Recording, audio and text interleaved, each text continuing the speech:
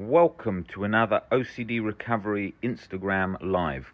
I thought I would come on here quickly because it's been a while since I've been on here to do one.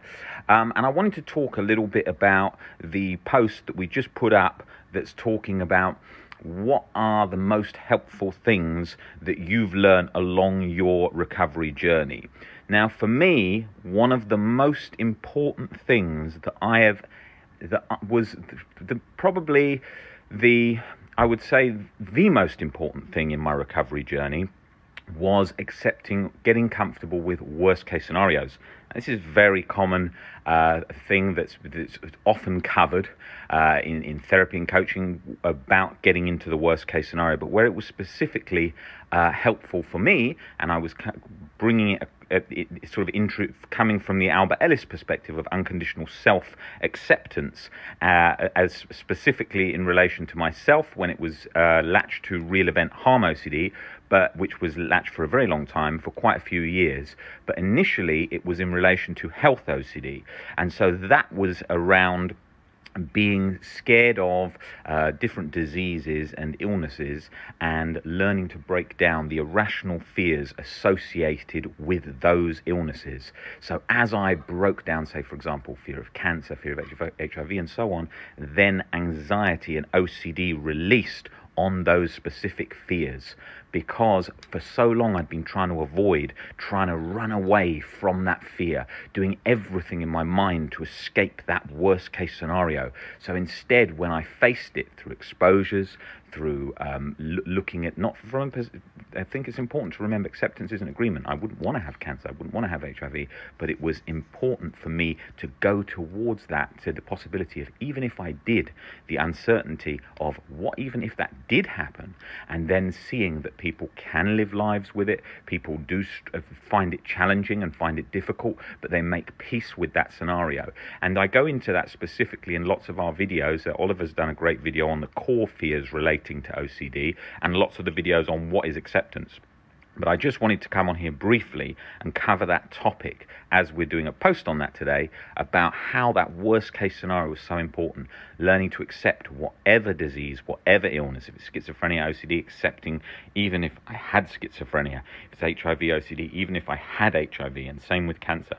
And with harm, the possibility that you're a fallible human who could possibly harm. And in certain situations, it's possible for humans to do that. So learning to accept that I am a human and that I am fallible, and that could possibly happen.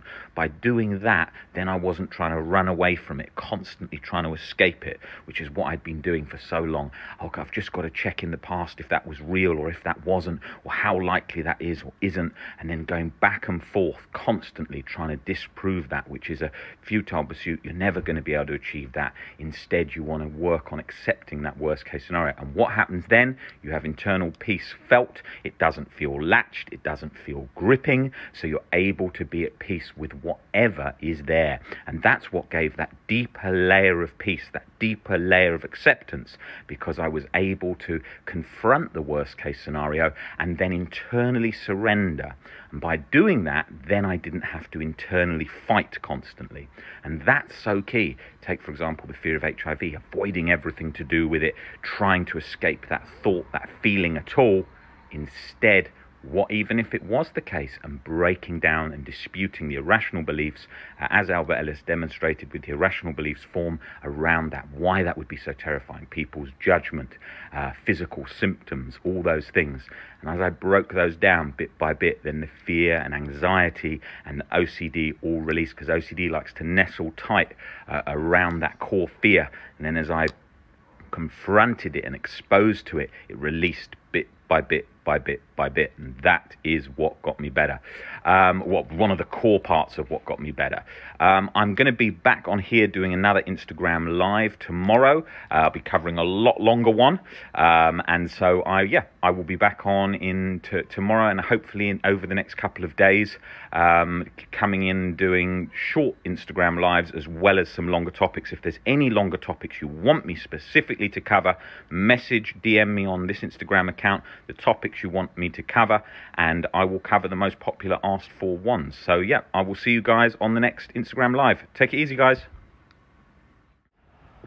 Welcome to another OCD Recovery Instagram Live. I'm just walking down the road, so I thought now's a good time to do it because I'm currently on vacation visiting my family, and I thought to myself, this is a very good time to do an Instagram Live. I always do it in the same place, normally in the kitchen, as you know. So today, I thought I'd come on here and do it walking down the street. So what I wanted to talk about was, I was speaking about worst case scenario a moment ago, in that short Instagram Live, talking about why it's so important that we go into, just getting hit by a sprinkler, why it's so important we go into the worst case scenario. And what tends to happen is people usually, with all of those things relating to that specific fear, tend to avoid everything. So they tend to not want to be anywhere near that fear, anything associated with that fear. They want to keep away from that because that fear is something that they're trying to show themselves isn't true or isn't likely, and constantly trying to escape that. Now that can also be the case with uncertainty.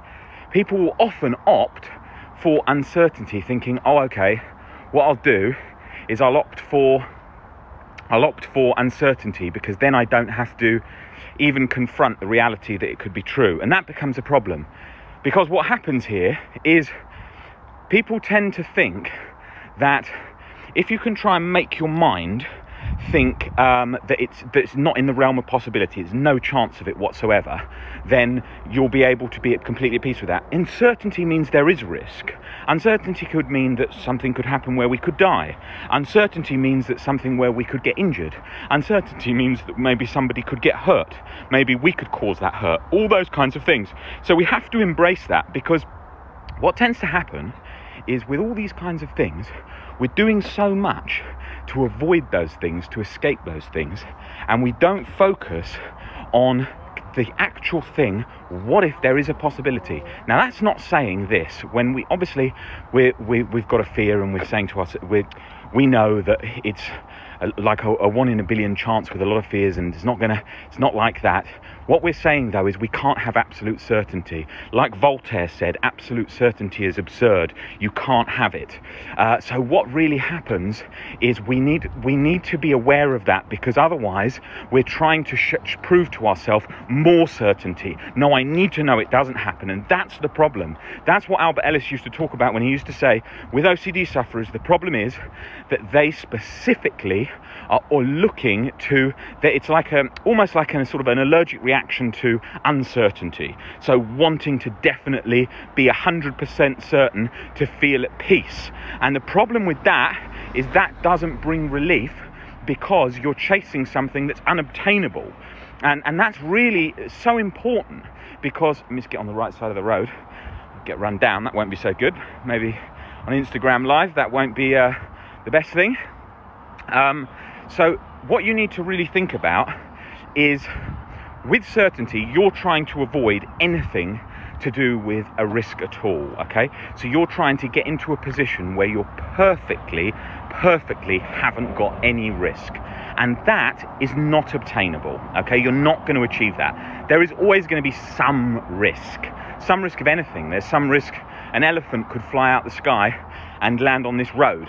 Maybe there's some risk somehow that would possibly be possible. You can't have absolute certainty, and really embracing that is key with OCD, because what tends to happen is people think that the more chasing of certainty, the closer they're going to get to relief. And of course that is the opposite. They're not getting closer to relief, they're getting further away, because it's not possible.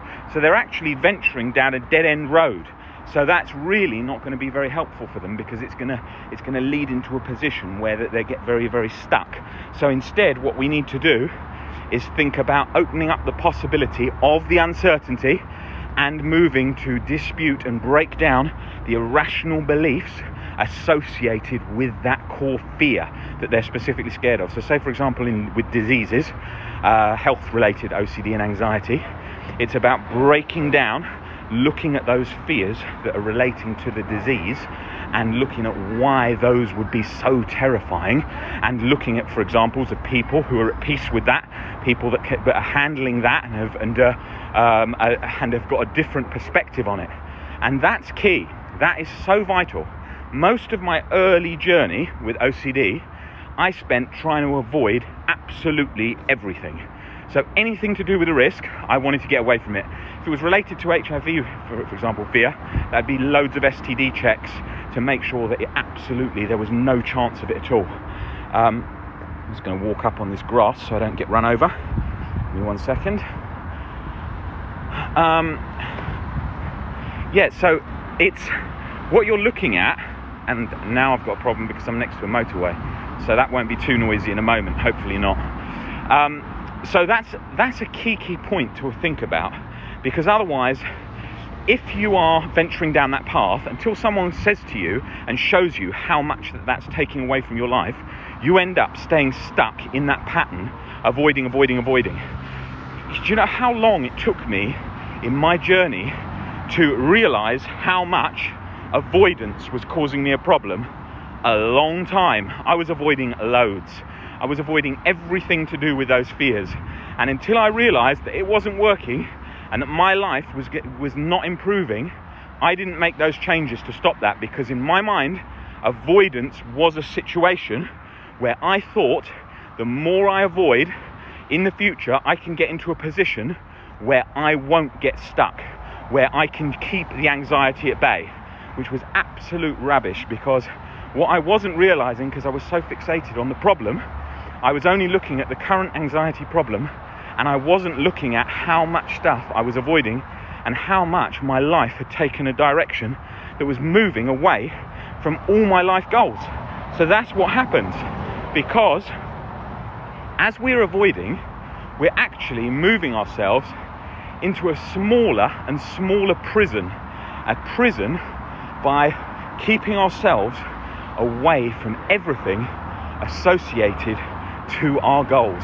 And we're able to make that sacrifice at first. And I speak to people all the time who have given up so much in their life. I'm going to be away from this road in a minute. They've given up so much of their life. They've comfortable with it so far because they thought, actually, I can manage this. And then sooner or later, they then realize this has gone too far. But it's not always obvious, because OCD is so insistent. It's very easy to think, actually, I can manage this. Actually, this is okay. This is working for me, but it isn't. Give me 1 second. I'm just going to get away from this road. And that becomes a huge problem. I constantly speak to people who have given up pretty much most of their freedom. For example, with COVID, I saw so many people not leaving the house at all well after COVID, when the COVID risk was much lower, because they were doing absolutely everything to escape any risk at all of COVID, risk of death, risk of health problems, anything. See, now I've got another problem. I've moved away from this road and now I'm in the dark. But I will carry on doing this Instagram Live, because I will find somewhere that's a bit brighter, and then I will carry on with what I was saying. If not, I'll come back tomorrow and I'll do it where it's nice and quiet in my house. So I will carry on there. What was the other thing that I wanted to cover about this? When you are in a position where you're avoiding everything and you're trying to escape everything, ask yourself, take a step back and ask yourself, is this actually working? Is this getting me to where I want to be in life? And really think about that. Is this actually getting me to where I want to be in life? And if it isn't, you have got to start breaking down those compulsions and moving in the direction that you want to be going towards your goals. And usually, to keep it simplistic, it's about mimicking what the life would look like that you want if OCD wasn't even in the picture. So it's mimicking the life of people that haven't got OCD. That's the direction you want to be going in. Guys, this Instagram Live is going to get a bit too dark here where I am. I'm currently in Spain, visiting my family on vacation. So doing that at night walking down the road is not probably the best for the sound. So I will be back on here doing another Instagram live tomorrow where it'll be much quieter. Guys, I will see you tomorrow. Take it easy. See ya.